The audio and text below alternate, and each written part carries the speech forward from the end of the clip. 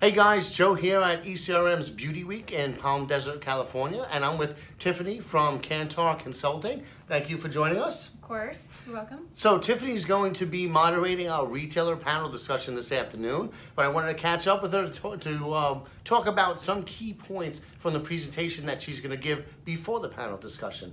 And the presentation is going to be about the intersection of wellness and beauty. So can you talk a little bit about how wellness is playing a role in beauty category? Yeah, absolutely. I think we're starting to see that they're honestly starting to merge in certain ways. You see a lot of shoppers are already looking for wellness solutions from beauty. They're already looking for beauty, the idea of beauty from within. So they're looking to take care of their whole kind of beauty package from the inside and out. So that means not only just what they put on their bodies, but what they're putting in them as well. Okay, and that includes food too, right? It's not absolutely, just, yeah. okay. I think that's why it's getting harder for a lot of suppliers and a lot of retailers to really tackle this idea of wellness, because it goes so broad. It's not just the idea of beauty, what you put on your skin, even what you're putting in it, but what you're eating as well. Everyone is kind of getting on board with the idea that wellness is kind of a total package. Mm-hmm. I think one of the things that also is influencing shoppers or consumers in general about that is a lot more education out there, a lot more podcasts. I know a lot of podcasts that I listen to, popular ones like Joe Rogan or Tim Ferriss, Dave Asprey, and all of them.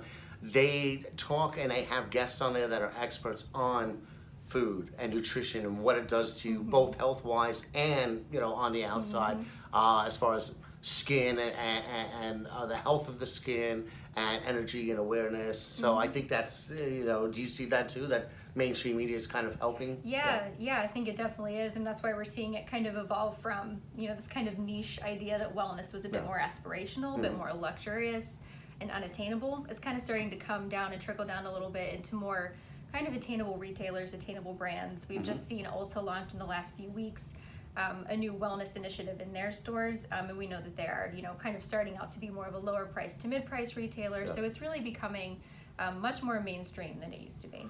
Okay, well, how is this impacting the way people are shopping for beauty products? It's definitely impacting that as well. We're seeing already a lot of shoppers, when we've asked them in our surveys, how do you shop for beauty? What's important to you when you make that decision at the shelf? They're saying things like having the product not be tested on animals, an environmentally safe product, a product that doesn't maybe have key ingredients. They're looking for that when they're shopping already. So it's already a part of that kind of mindset that they have when they're approaching beauty. So wellness is extending beyond the body, but also wellness for the planet too. Exactly, yeah. So sustainability does kind of factor into that. I also cover fashion as well for Kantar. And we see sustainability coming up in that realm as well. And it's really bleeding over into this beauty element as well. So we're seeing shoppers looking for, not only that the ingredients are sustainable, the packaging is sustainable, it's reusable. So that kind of blows the conversation up even more. And then the process behind it too. Yep, and the process behind it too, to make sure it's not damaging to the environment as well. Great. Now, is this across generations as well, or is it particular to one of? We are seeing that across generations there is an increased propensity to shop this way, but obviously I think we are seeing a little bit more younger shoppers are more willing to shop this way, and maybe a little bit more willing to spend money on this as well, maybe more willing to spend on those products that might cost a little bit more because they are sustainably produced. What are some examples of, I guess, some best practices that you've seen that retailers are doing to address this? Yeah, I think two easy call-outs, I think, are Target and Sephora. They both have these clean initiatives in their stores where they have a little label that just says, clean at Target or clean at Sephora. And when you see that on a product, whether it's beauty or household essentials, you know that product is made without, a pretty long list of ingredients.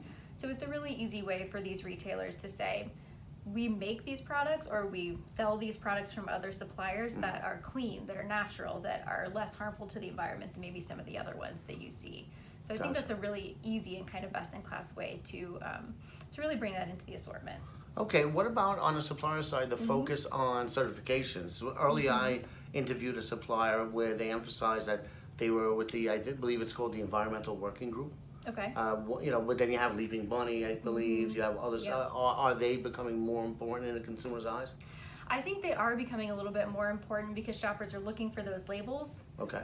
They know that it's an easy way for them, again, kind of the same principle, to understand what's in the product, how it was made, is it sustainable or not. I think the kind of the problem we might get into with having so many of these certifications, as you point out, is does it become diluted? You know, do they kind of lose their power as so many products become certified? Do you have to reach a new level to really get through to shoppers? How far do you have to go to actually prove that it's, you know, it is what it is?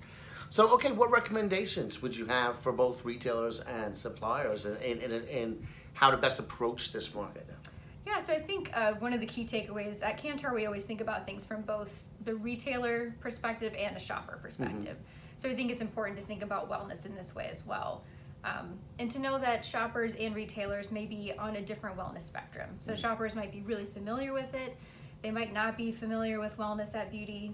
The best thing you can do to tackle that is really to educate shoppers about it, whether through products or through marketing in the store, really making sure that they understand what's in the product and why it's good for them. And then from a retailer perspective, I think those ideas of curation and, again, education, making sure that that the shoppers that they work with and that the suppliers that they work with, rather, are, you know, abiding by those same principles. Okay, great. All right, well, thank you for all that information, and I look forward to your panel discussion in an hour. Me too. All right, thank you. Thanks.